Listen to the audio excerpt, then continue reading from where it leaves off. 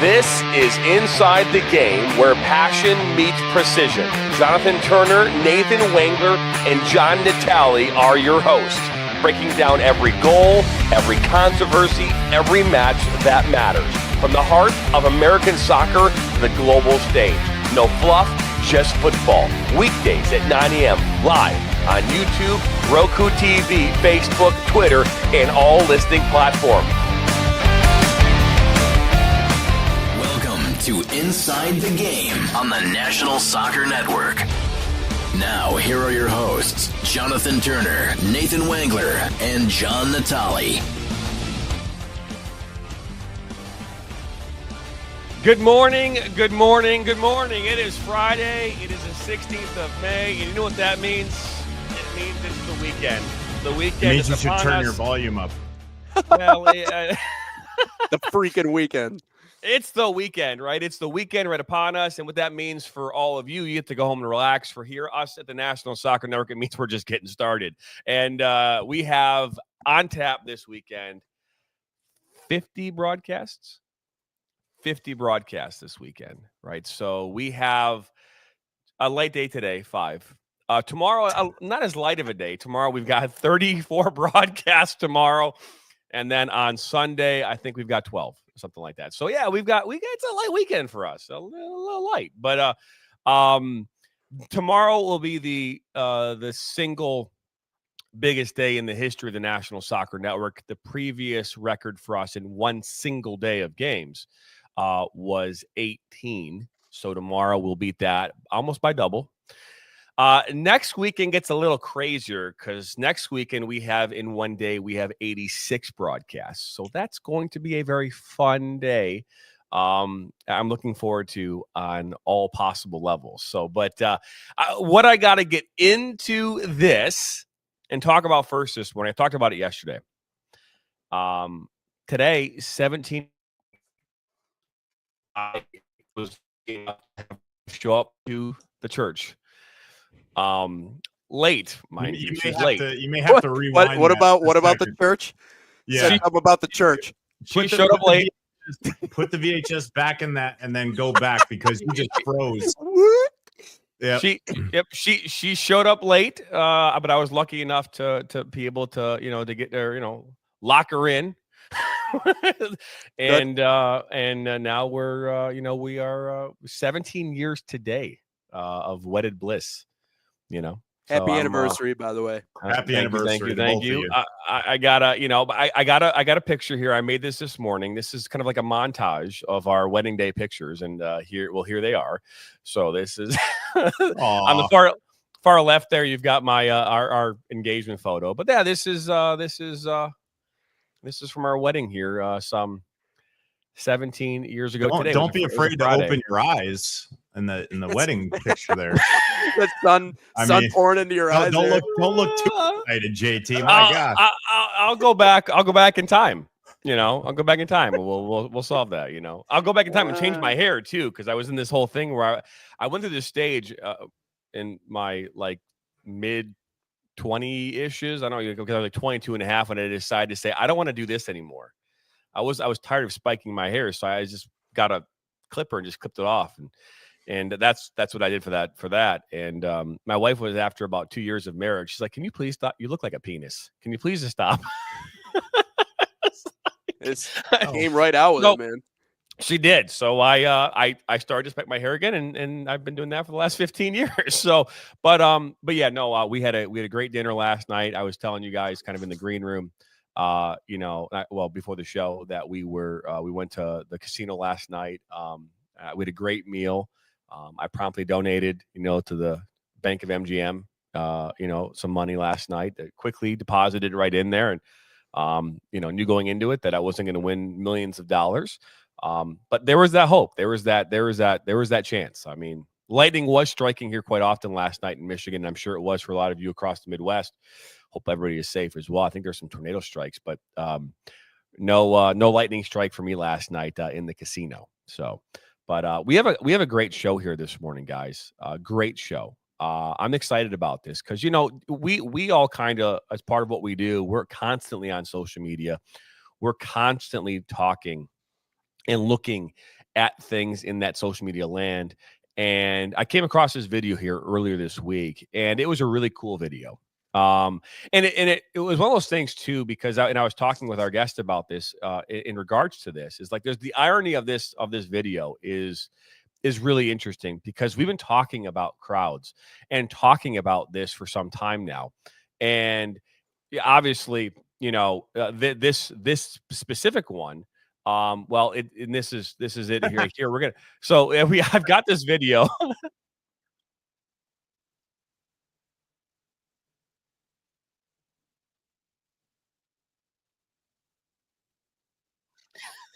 Yeah, it looks like nobody cares. That's Cincy though, man. I will say the Ohio fans that they're some of the best in the country. I hate to admit that. I hate to admit it. John Natali, I see you nodding your head over there. That's right. But they are. Whoa. They are. They're some of the right best in the Midwest. And that's just kind of how those fan bases are. But I will say, Ohio, between there and Columbus, I mean, that's even when the U.S. men's national team plays in Ohio, I feel like they have some of the best in terms of turnout and just overall passion. I mean, I feel like Ohio is a hot spot sometimes. So I don't know, though, if you can. I wonder if anyone who lives in actual Cincinnati claims they actually are in Ohio. Think they actually do? Think because they're so close to Kentucky that they're kind of like, trust a little me, bit of Kentucky. They're still Ohio. They still claim Kentucky. They still claim Kentucky over Ohio. Yeah, I can tell you that. Oh, you know, well, no. Yep. Because you're literally in Cincinnati for about 12 seconds before you go in there. Just like boom, you're in Kentucky. You're like, whoa, yeah. It's and like, trust me, they know exactly where that border is. Got to swim across to Kentucky. But I will tell you this much, man. There is a Waffle House that is about 10 minutes inside of Kentucky that every time we're on a road trip on 75, we hit that Waffle House first. I can't think of the name of the actual exit, but there's a big mall. Florence, is that y'all. Yeah, the Florence Y'all Water Tower. There you go. Yeah, we're right there. Like I think we have like 4 or 5 pictures every time we've gone on a road trip to 75 at that place, at that Waffle House. It says good. Gotta hit the Waffle House. Nothing good eating and fighting like a good old. Hey, so we're gonna have this guest on this morning. His name is Jason Ashcraft. Apologize. He was this video on TikTok, 31,700 views as of right now.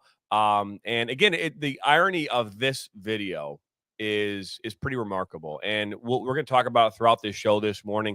But if it's your first time stopping by, don't forget, hit that subscribe button, like us, share this with your friends and family. We are live right now on Facebook, YouTube, Twitter, and Roku TV. And I found out yesterday, and this is a cool thing, because we have analytical meetings with our different department heads and things like that throughout the course of the week. And yesterday we had a chance to talk with our partner at Roku, and they're telling us that we're getting 3,000 views on average right now of this show on our Roku TV channel. So that means that 3,000 people are watching this show in Roku land, and we appreciate that. We want to say thank you for that, which is really good. And so YouTube isn't quite there yet, but that's okay, because we have Roku. You get, that's how that works. But so before we bring our guest on here this morning, we have a slate of games here we were talking about, big slate of games coming up here. John, you've got a big game coming up here tonight as well. Why don't we talk about that a little bit? Absolutely. FC Pride Elite, the WPSL kicks off their season today in the Circle City against Peoria City FC out of Peoria City, Illinois. And it's their home opener. It's their season debut for both clubs, which is fantastic. And then actually through the whole weekend, I mean, I don't have 40 or 50 on the slate like you guys do, but we've got the men who kick off not just their season opener on Saturday, but it's the inaugural season for FC Pride Elite FC in the NPSL. So that's really exciting. And then they'll follow it up on Sundays too with another match at 7 p.m. Right there. Those are all the games for tomorrow right there. It's not bad.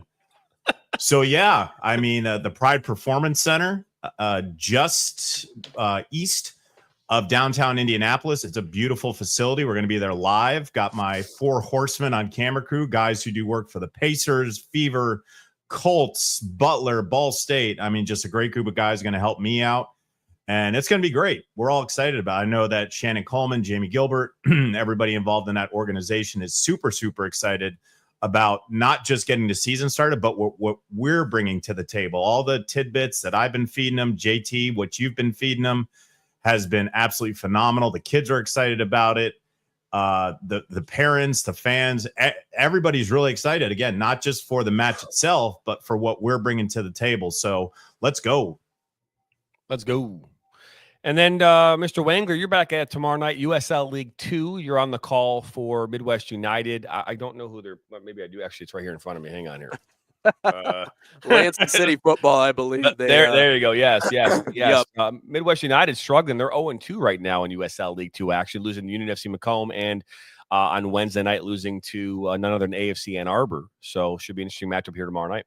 And they have to take advantage of their first half of their schedule. It's the weirdest schedule I've ever seen. It's half home games, and then the second half they're on the road. I've never seen that before, half and half like that. So they have to take advantage of their opportunities here because it's always easier to play at home, I feel like, than travel anywhere else. And they got to get their wins where they can. I mean, Lansing City football didn't look too strong there last time out. And, obviously you got Flint City and Detroit City FC coming up on down the line. So you got to take advantage where you can. But yeah, 0-2 after finishing second last year, not the best way to start. So I feel like tomorrow is as close to a must win as you can get for this team. Yeah, no question about that. We picked up a game this morning. I got a phone call from Flint City yesterday asking if we wanted to do a friendly for them this morning at 11 a.m. So we have a camera operator on their way to Flint, and we will broadcast that game kicking off here at 11 a.m. this morning. I'll be on the call, and the 1s and 2s. So I'll be doing both. And then we have a ESPN broadcast at 2 o'clock, men's baseball, Oakland. That's going to first pitch at 2 p.m. here. Actually, I think it's 2:03 p.m. technically. On ESPN Plus. We'll get the rest of our games later this evening, which we're excited about. I do have a Midwest Premier League game tonight as well. I believe we are going to be seeing Michigan Stars taking on Michigan Stars. I don't know where it's at in my schedule. Oh, wrong schedule. I'm looking at for Saturday. I gotta stop doing that. There's so many games here, guys. I apologize. The game here tonight is Michigan Stars versus Legends FC. That game kicks off at 7:30 Eastern. But hey, enough about us. We want to bring our guest in. Jason Ashcraft is from a huge FC Cincinnati fan, longtime soccer fan, and more importantly, a huge fan of Tottenham Spurs in the Premier League. And we can have a conversation about that as well. But without further ado, we'll bring in Mr. Jason Ashcraft. And Jason, man, thank you for joining us here on this Friday morning. Thank you guys for having me. I'm coming to you from the Republic of Cincinnati. We don't really claim Ohio as much as people kind of north of us do. We're our own little enclave within this area of the country. That is. First off, that's awesome. I think that's the greatest thing I've heard all morning. What sets Cincinnati aside from Ohio? Why are you guys on your island down there? Well, first of all, because we have hills. We look different than true. a lot of Ohio. That's true. Okay. Secondly, I think it's part of it. I think boils down to, if you go the rest of the state, a lot of people around the state are Buckeyes fans.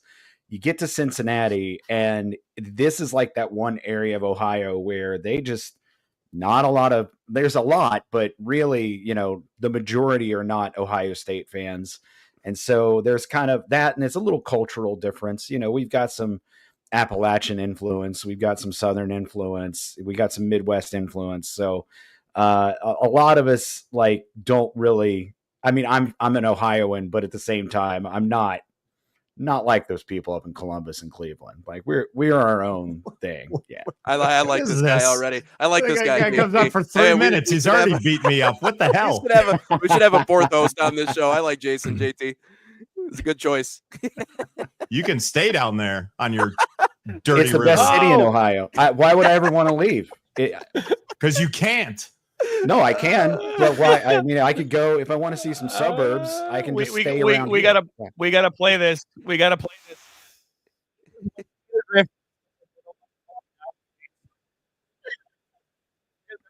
No or no? they diplomatic immunity. They start their own. They start their own country. Victoria.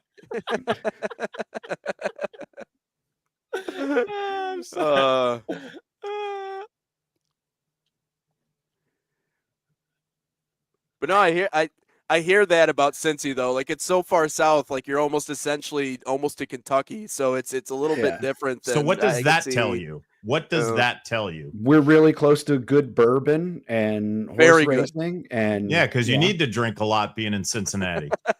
I don't know. Need to like, where you're wash getting away it. those sorrows. Best city in Ohio, bar none. This is the a- Hell is Real Derby for- is this for- weekend too, so I have to there you actually go.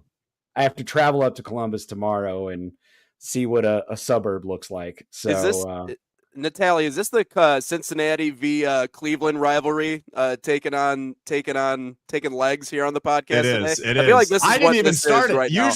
Usually it starts on my You didn't end. instigate it. All right. That's usually how it works out. Is we start it first, Yeah. but this cat came right out like guns ablazing. I'll give Cleveland credit. Unlike a lot of the rest of the state, unlike the capital city, Cleveland's a real city with real culture and like history. They're not just like a college town that had a state capital dropped on them and think that they're the best place in the whole state.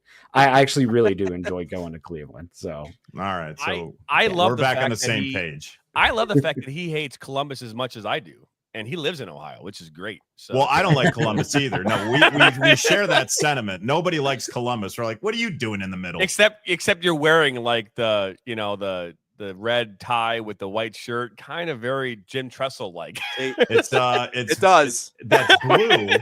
That's blue. So we may want to get the Oh, okay. prescription fixed. Yeah. This I is got in honor of colorblindness. FC, Pride FC, because their jerseys are actually aqua. Ah. Yeah. Okay. Okay. See? All right. If you Well- knew, if you were culturally ready for Indianapolis, you would know that.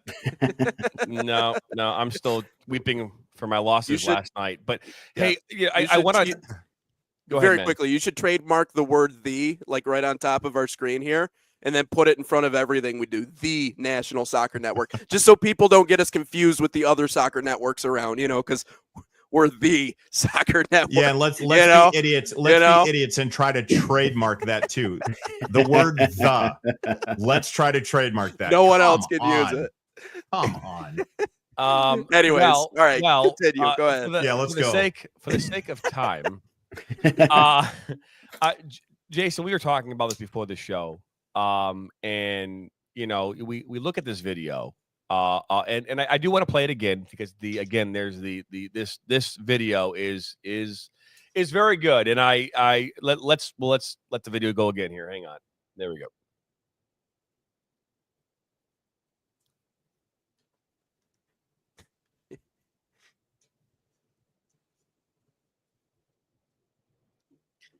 So, obviously, you felt compelled to make this video, right, while you're at an event, and clearly that stadium was empty.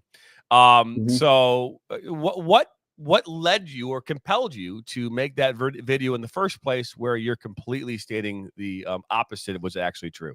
Yeah, so I have a TikTok channel, I have a YouTube channel, and I do a lot of TikTok videos talking about American soccer and Major League Soccer.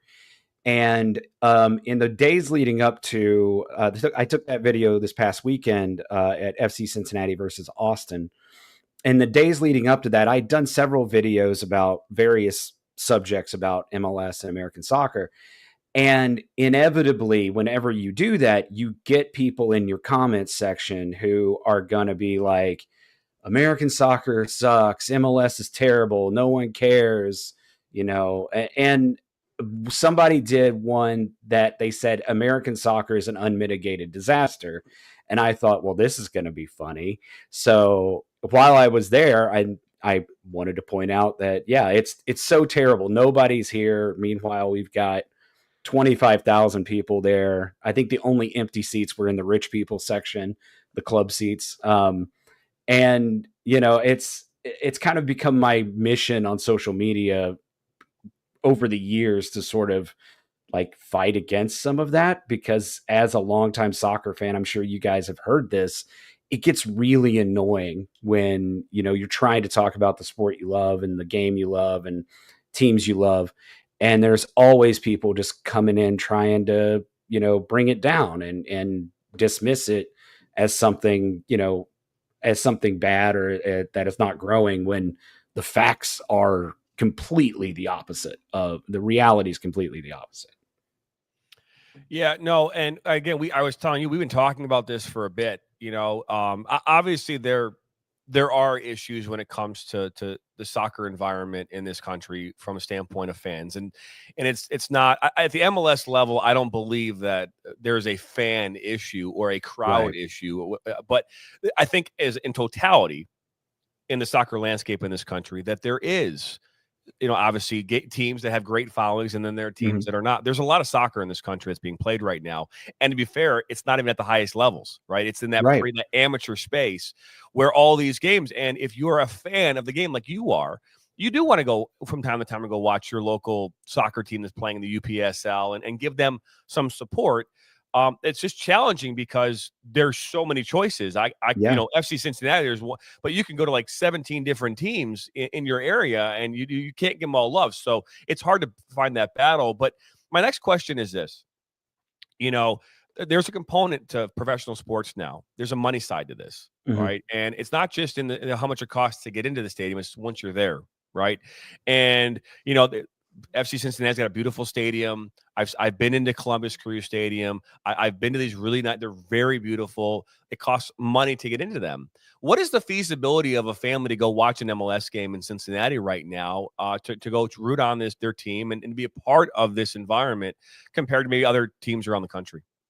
Yeah, I mean, obviously, you're going to be paying with major league, I guess, talent comes major league prices. So obviously, I think the outlay for a family of four just to get in the door for an FC Cincinnati game is going to be over $100, and that's if you stand in the supporters section. So that is kind of a challenge, I think, for Major League Soccer. But if you look at that compared to other major league sports like the NBA or the NHL or Major League Baseball, the cost of family of four to get in a Cincinnati Reds game is going to be, add $50, $75 onto that just to get in the door. And, God knows how much it's going to cost if you have two kids that want to go see, NHL game. That's going to be insanely expensive. But it is a challenge. And I think, that is one of the things that we were talking offline about, like the US Open Cup. I think that's one of those areas where these teams across the board could do a lot better. I know here in Cincinnati, we talked about when we did host Open Cup matches, like, why not just give tickets to kids who are in their soccer uniforms and let them in for $5, that sort of thing. So, I think some people are being priced out, but at the same time, when you compare it to other major league sports in this country, I wouldn't say that they're being priced out as much as they are for, the other sports. Something else that we talk a lot about on this show, I just wanted to butt in here really quickly. It's nice to meet you, by the way. I'm happy we got you on the show. JT was showing me some of your stuff on TikTok. What else?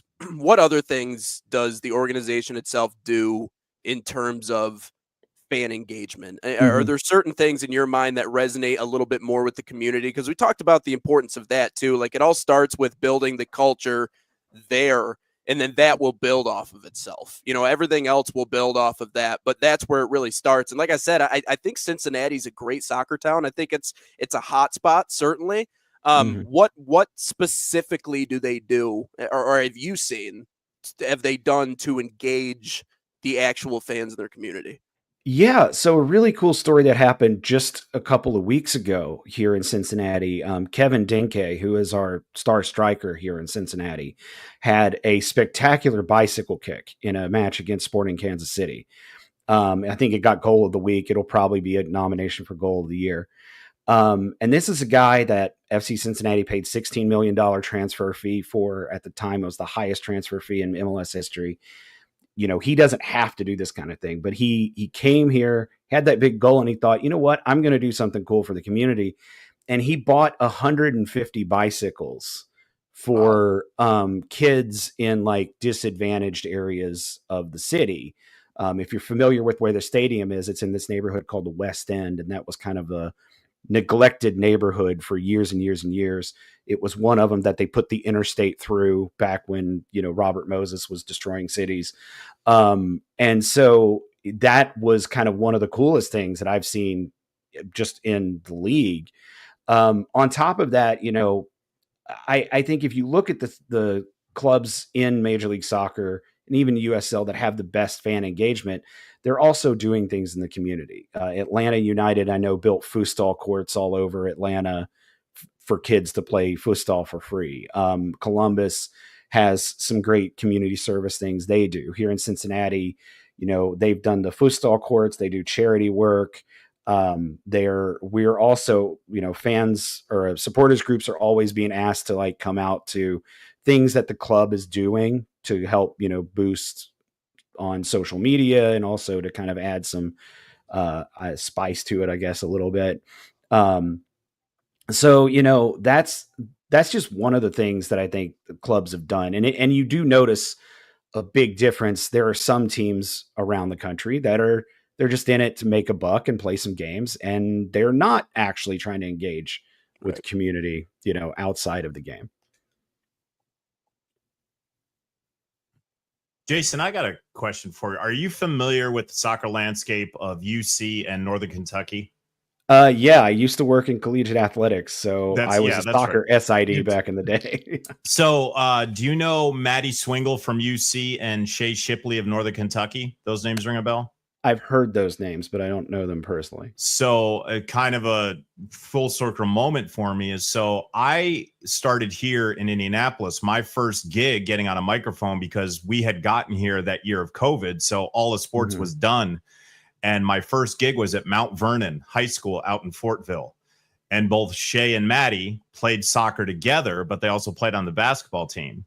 They went their respective ways. Maddie ended up at UC. Shay ended up at Northern Kentucky, and I did a PA announcing game for them the first time that they actually played each other on the campus of Northern Kentucky. However, cool. We talk about FC Pride, is that now for the summer, they're both on FC Pride's WPSL team. That's and awesome. I get to see them after 3 years from, being pretty close with them at Mount Vernon as seniors in high school. Basically their sophomore through senior years, and now they're coming back, and I'll get to see them after a long time. So I think it's cool that they're right across, a stone's throw away from each other. They always have that river rivalry between the Norse and the Bearcats, and it's just cool. So that's Cincinnati. It's kind of a cool place for me in my heart, because I know how that all transpired, where my career got going, how I knew those two, and how they're succeeding at both levels, at the D1 level. So it's really cool.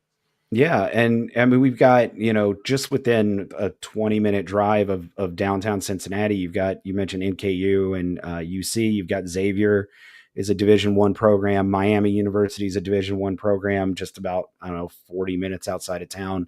Dayton's not too far from Dayton is historically very good at soccer, both men's and women's.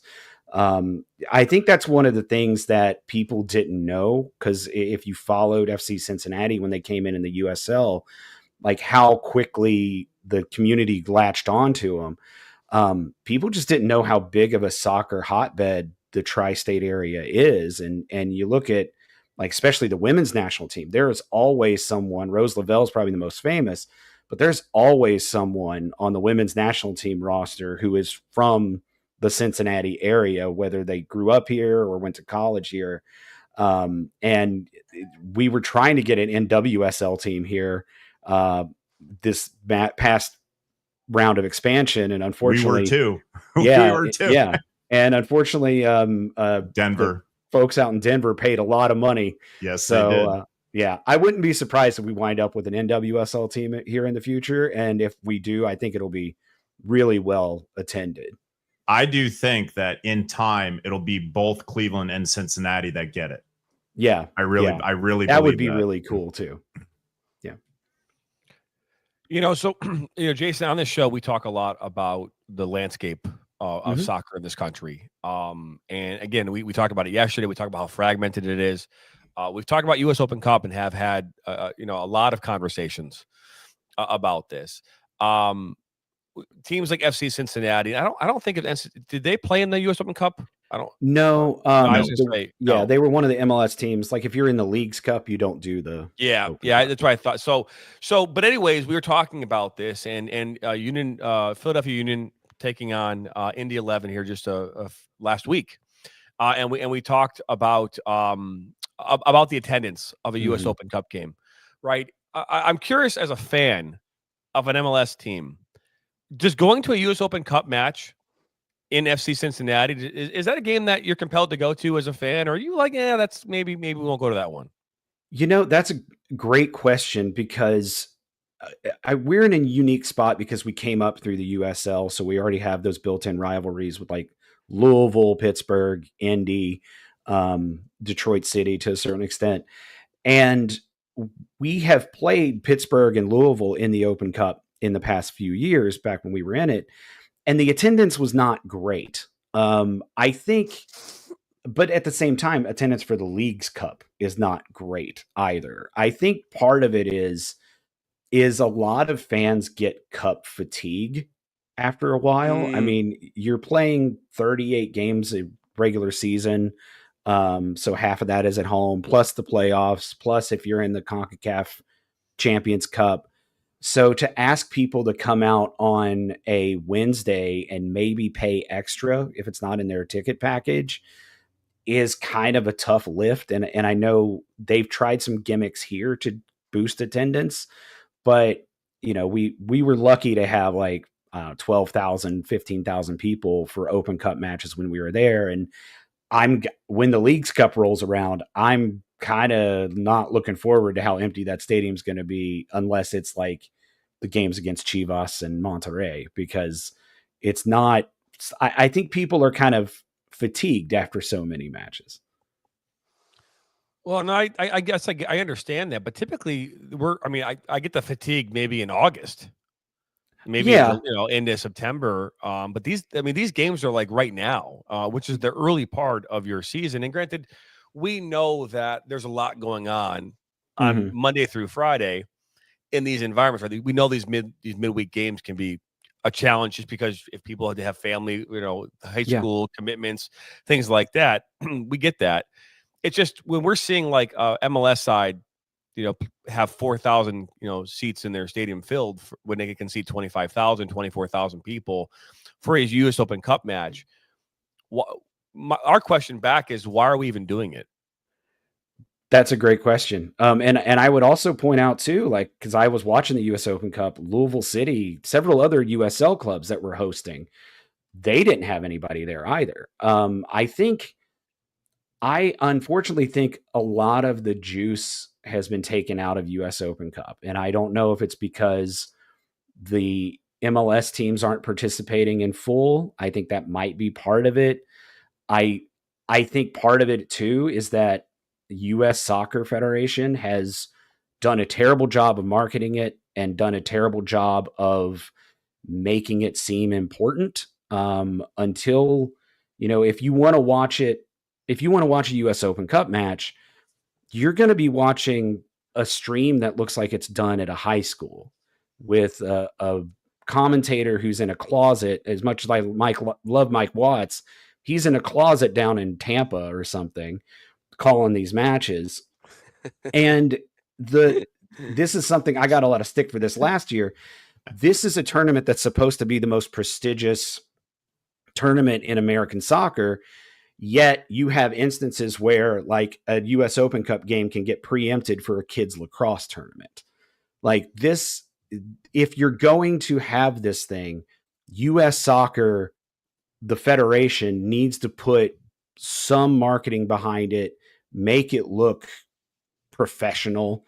And at this, maybe even subsidize tickets for some of these places. I don't know, but like, it's interesting because as an FC Cincinnati fan, a lot of our history is tied with the Open Cup. I mean, we made that big run in 2017 where we beat the Crew in Chicago, and there were 30,000 people there. And then you fast forward, to today, and it's even at like some of the USL stadiums, there's like 1,000 people watching a stream, a Wednesday night game and a stream looking like it's coming from a community college. So Jason, so to bring up a point that JT made, so the round of 16 starts next week, Tuesday and Wednesday. Yeah. And out of the 16 teams, 15 of them are MLS teams. Right. Go Pittsburgh. Do you think the complexion changes at all if somehow Pittsburgh makes a miraculous win or a run and they win the whole thing? Do you think that changes any of the dynamic or the meter on how or what this is supposed to look like? Yeah, I think it does. I mean, it's very rare that USL doesn't win more than one game. I mean, this is kind of a fluky year. But if they went on a deep run, I think people would start watching. You saw that a couple years ago when Sacramento made the run to the final. You know, more and more people got more and more interested as this smaller team kept going. The Indy 11 were in the semis last year. Yeah, Indy 11 went pretty deep, and I think that's part of it too, because it's kind of like March Madness. You want to see those smaller teams upset the big boys and be a Cinderella story. And this year, unfortunately, USL just did not do their part. And I hope Pittsburgh can make a good run, because that's a fun stadium they've got there. They've got a good fan base, and that's a good sports town that, you know, their baseball team and football team aren't really doing much right now. So hopefully, you know, the Riverhounds can give them something to cheer for. Yeah, the Pirates have never really done much, have they? No. The other I'm side old enough to remember when the Pirates were good. So they were all right. Yeah. Once upon a time. Now I wanted to touch on, because you mentioned something else in that sequence of reasons why you were giving why the U.S. Open Cup maybe isn't filling out in terms of attendance. One of the things you mentioned was marketing. John Natali and myself, I pretty much spent an entire episode a couple weeks ago talking about the marketing side specifically. I mean, the truth is I'm going to be honest with you guys. I know more about Formula One drivers than I do about anybody in the MLS, because they're on TV, because they're in commercials, because they've done a great job of, again, just kind of going all out on the marketing side. And for whatever reason, that's actually kind of built some niche fans, because they can actually put a face to the name and they know a couple of drivers that are in it, you know? So it's like, but why do I know more about who the Formula One drivers are than who's playing soccer in this country, especially if the MLS is, you know, as popular as what people say it is? Because again, for the last 30 years, they've been the standard in American soccer. How would you approach, or how would you change the way they approach the marketing side from your side specifically? I'm glad you asked that, because marketing is what I do for my job, at my day-to-day job. One of the things that MLS has been very terrible about is building stars. You mentioned F1. Yeah. The NFL is great at this. They'll roll out, you know, some linebacker from the Minnesota Vikings you never heard of, and he's on a Campbell Soup commercial. One of the things that I really had hoped for when Messi signed with the league was that they were going to use that as a springboard to promote the league a little more. And they are to a certain extent, but it's just Messi. Like, you know, if you used Messi with one of your up and coming American players or another player in some of these commercials and some of these ads, I think that would be a lot more effective. And this is something MLS has failed to do for years. I mean, they're growing, it's steady, but they have not marketed themselves well for years.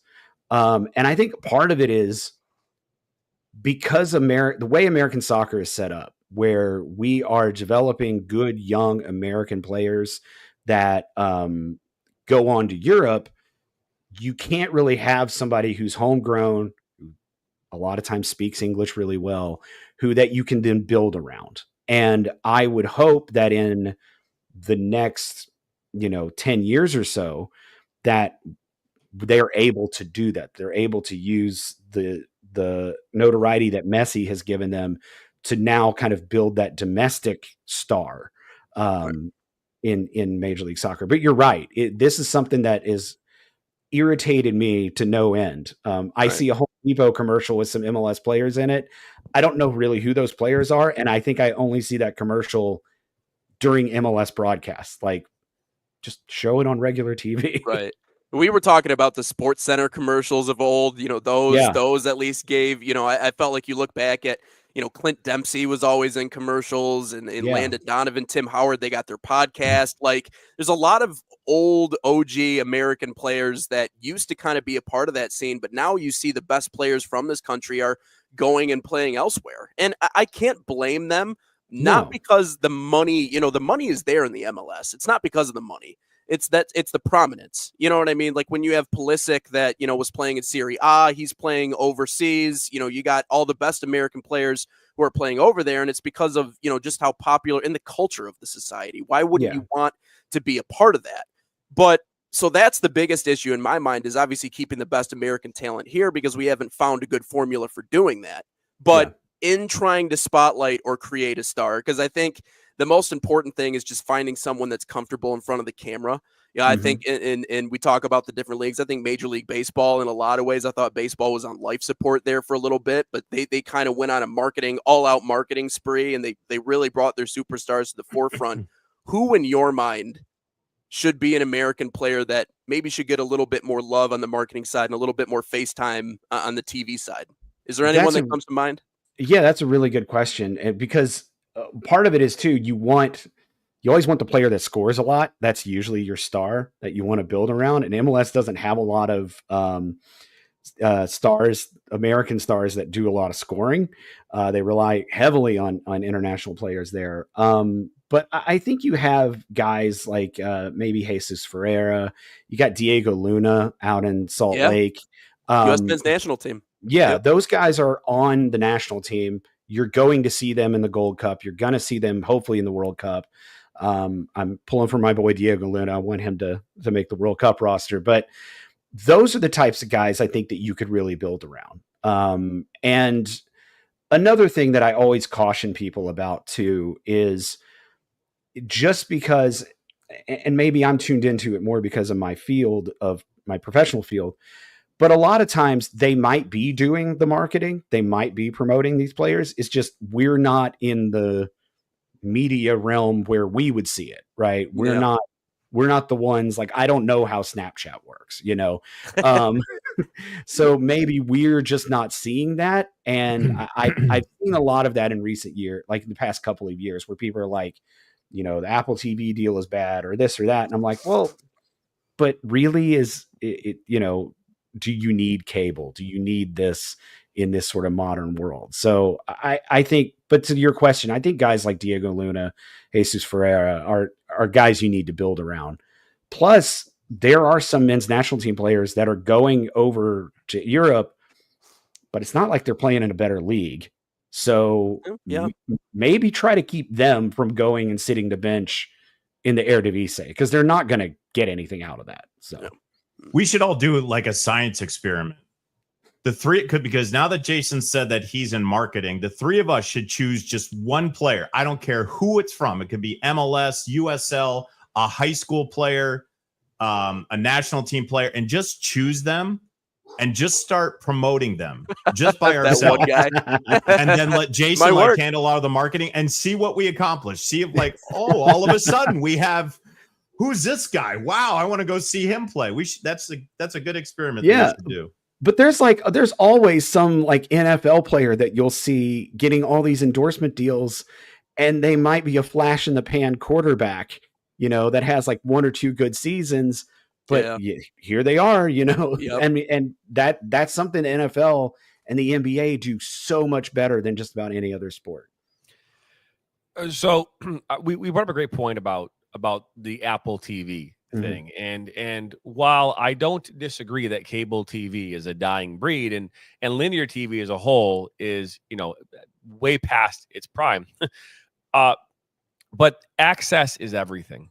The reason why US Open Cup has chosen to play 80% of their games on YouTube is because they want the people to be able to access it, right? Access is important because access, then, as long as you can find it, then people will be able to see it. And that's the biggest challenge. I don't know Apple TV's numbers, but I know they're not what they want them to be. And if you're asking people to pay, $100 or $120 a year for whatever the Apple Pass would be to watch these games, it's going to hinder people from wanting to watch. Because right now, right now, what are we competing with? Right, what is MLS competing with during the week and on weekends? It's competing with the Premier League, right? And the Premier League right now is accessible on Peacock, and most people, as part of their streaming, might already have Peacock included within their package. You might already have Paramount included with your package. You know, we all have Apple on our phones if you have an Apple phone, but you have to pay for this thing. It's a separate thing. So T-Mobile. Unless you have T-Mobile, and then they're giving it away. So, but my point with this is that with all of the options, if you are a soccer fan and you got to go pay $100 a year to go watch the MLS, your team, or you just go to YouTube and just on any given night watch any game you want for free. You might just go do that and just USL League 2, USLW. I mean, basically every other environment. I mean. The USL Championship is on ESPN Plus. You got to pay to be on that. But again, if you have a Disney package, that's I think is included. So I do believe that's a hindrance that what they're doing at Apple to stop that from, because I do think that's hindering growth of the league. I don't necessarily agree that it's hindering growth. I will say Apple, of the streaming outlets that there are, Apple was probably the out of left field outlet that you could have chosen. Apple was also the one that was willing to pay them $250 million a year, and no one else was willing to give them anywhere close to that money. So you got to take it. I think one of the things that people, when they think about the Apple deal, it was so radically different that people kind of got up in their feelings about it, because yes, MLS has games of the week on Fox Sports 1 or linear Fox. But, if I'm, as a Premier League fan, Tottenham Hotspur, let's use them as an example. If I want to watch every single game that they play, I need Peacock, because Tottenham is always on Peacock. They barely ever put them on TV. I need Paramount Plus to watch European matches. Pretty sure I need ESPN Plus to watch FA Cup or, Carabao Cup or other things. So I need 3 streaming outlets. Each of those throughout the year is going to cost me more than $100 unless it's included in my cable package. And then it's usually an upcharge. If you're an NWSL fan, God help you trying to follow that league through all of its different media outlets. So I would say the fact that it's in one spot is good. This gets back to marketing, though. The problem partly with Apple TV is Apple doesn't need Apple TV to make money for them to make money as a business. Apple TV is a loss leader for Apple, the corporation, and they do a terrible job of marketing Apple TV as it is. I mean, they've got shows on there like Severance and Masters of the Air and Foundation, and Severance is going to win all the Emmys this year. They barely marketed that show as it is. So there will be something on Apple TV that's like, hey, here's 8 different Oscar-winning actors in a show that's highly acclaimed. Watch it if you want, and so that kind of hurts MLS in a sense, because you're not on a network that is promoting itself as a network that you need to be going to. Whereas, Amazon Prime or Netflix might have been better at that.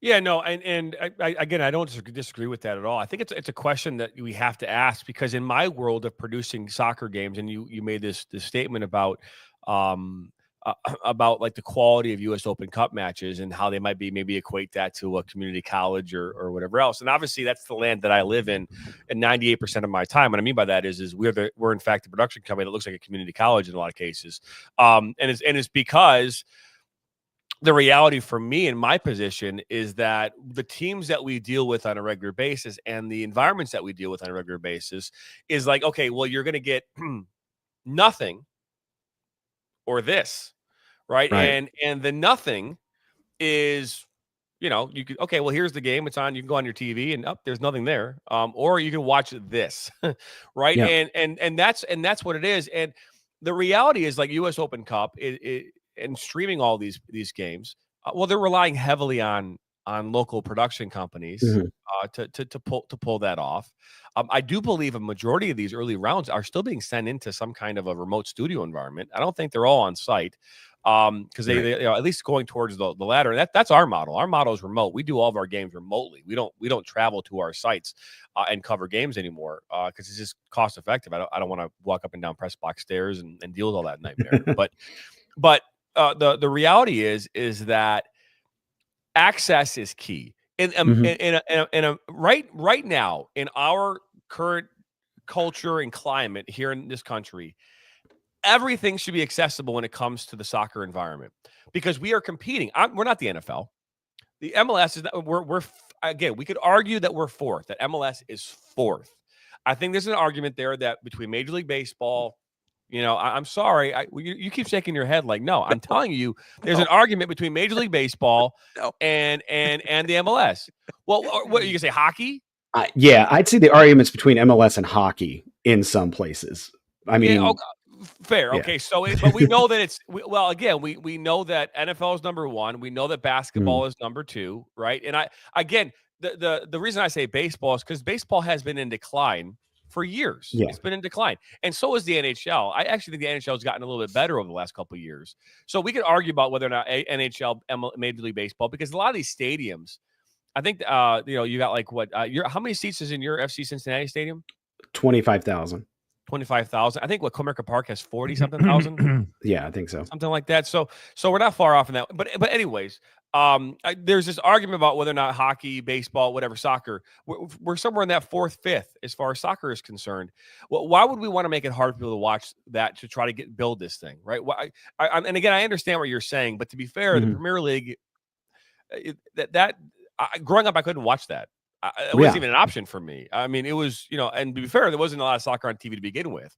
Right. So the fact that we have all these fans that love the Premier League, who've also fallen in love with promotion and relegation because of the Premier League and want to bring it here, which we've talked about that a ton. And, and that is a recipe for, a shitty outcome.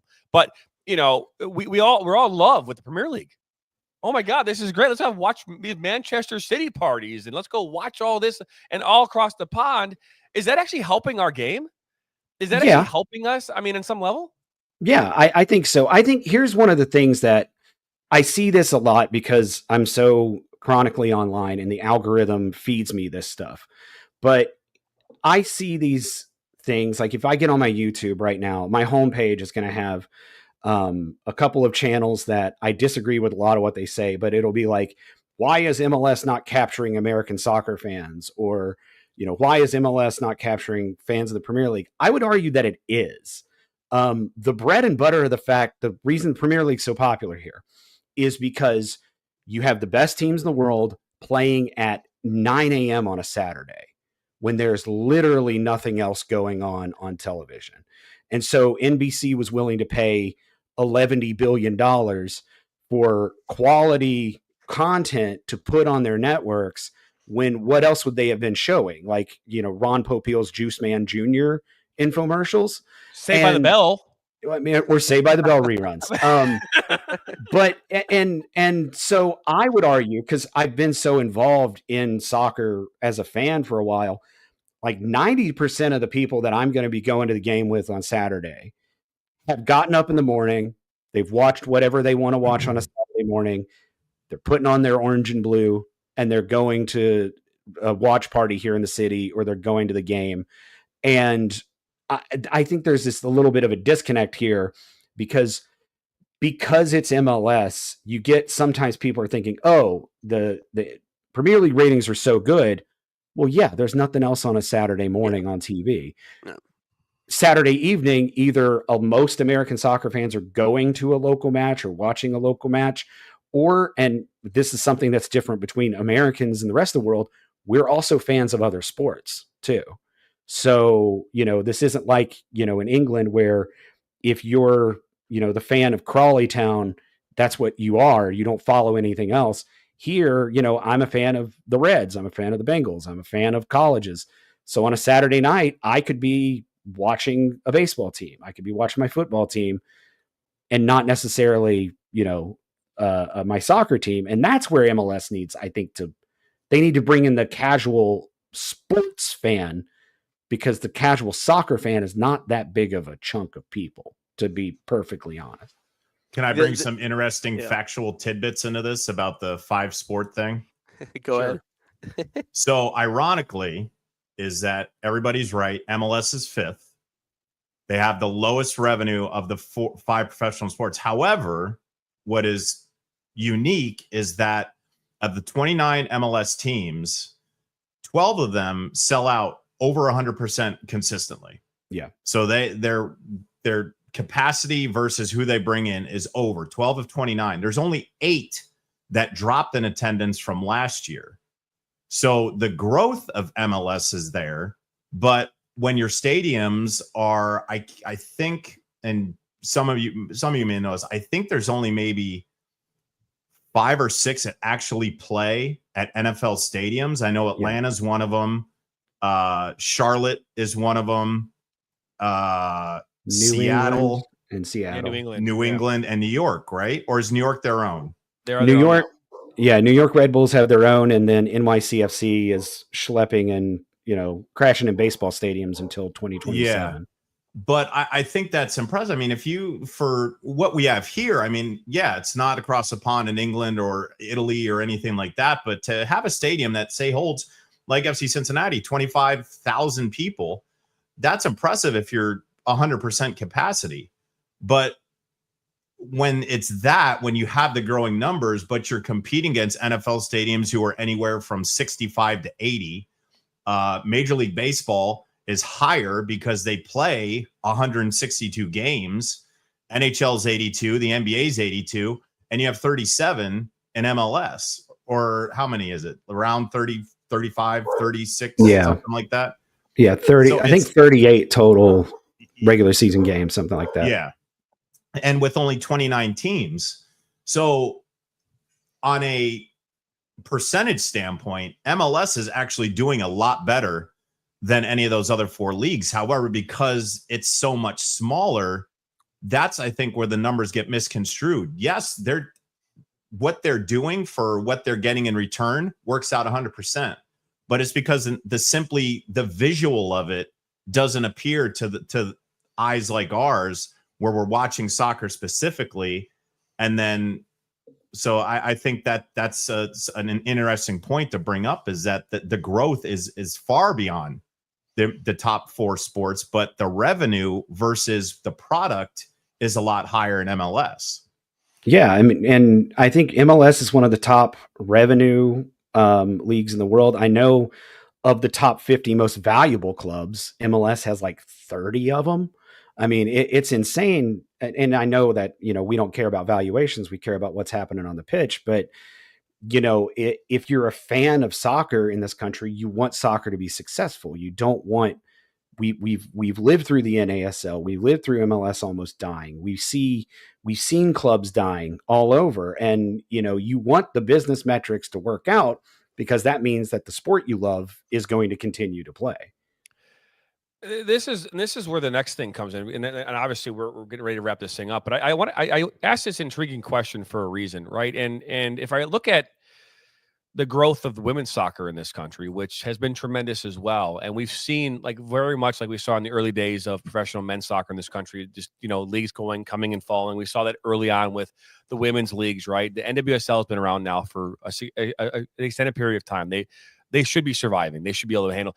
My question, though, is is there an environment in which it makes sense to have the MLS and NWSL together and almost have like teams playing double headers, right? And maybe things like that to draw more crowds in? Because I know that's a lot. You're asking a lot out of a fan to stay for that extended period of time, but now you're going to get that, that layover crowd, right, coming in and out, right? And now you can kind of get, I just feel like that would help generate more for the women's game, because right now and their crowds are getting better. There's no doubt that their crowds have gotten better, but I feel like could we kind of bring this thing together where we're having these double headers and trying to draw more fans into the environment so that the women's game can get more of what MLS is currently providing? Yeah, I'm trying to remember, because I used to live out in Salt Lake City, and I was a Real Salt Lake season ticket holder when I was out there. And of course, they had the Royals, the Utah Royals. I'm trying to remember if they had a back-to-back day. I think they had it once. I think there is some. I think there is some need for that in some markets. I mean, you look at like Houston, the poor Houston Dash they're not getting the kind of crowds they need. But then again, neither is Houston Dynamo, because both are not very good. But then you contrast that with like Kansas City Current have a nice new stadium all to themselves, and they're packing it out every week. I think it really depends on the market. And I think also the thing that's interesting about the NWSL is they are MLS. They have copied Major League Soccer to a T in terms of how they're set up, how they're organized. We will probably see a designated player rule for NWSL here in the next year or so. They found that formula of what works. And I think it's helped them grow. My big concern, at least for women's soccer, is a lot of these smaller leagues that are cropping up that may not have the kind of backing that they need to be successful. And that doesn't help anybody if you have, we've seen it with like the NISA and stuff on the men's side and the NASL on the men's side. If you don't know what you're doing and you just try to do a fly-by-night league, that's going to lead to disaster if you're not careful. Yeah, no question about that. Here's our final question of the day, something that we typically ask, and I talked about this kind of leading up into the show. So here's my question. All right, and I'm gonna put some music in as we get ready to tell this thing out. If this was your last day on Earth, if today was it, and you knew it, what would be your last meal? Oh my gosh, you're asking me to like pick my favorite kids. That is tough. I'm a food snob, so I would go to a nice restaurant. I'd have probably a French dish, probably a coq au vin or something like that, because I love it. It's delicious. And I would probably have dessert, some strawberry cheesecake. Yeah, heck yeah. JT, Yeah. You. Me? Yeah. I had it last night. I had myself a nice filet mignon and lobster tail, my guy. Nate. Great. Triple bacon cheeseburger, large chocolate shake. Let's go. Some cheese curds. Mix those in there too. Natalie? A Chicago deep dish pizza surrounded by a New York style pizza. The turducken of pizza. That might take Yeah. you out, but yeah, that might take you out. Hey, if I go before the chair, that's fine. That's fine. If that's the way I'm going. Well, Jason, thank you very much for being a part of this. Thank we you. appreciate you. And Thank you, go Jason. FC Cincinnati. Have a great weekend, everybody. That's a wrap on episode number 87 here on Inside the Game. We'll see you on Monday.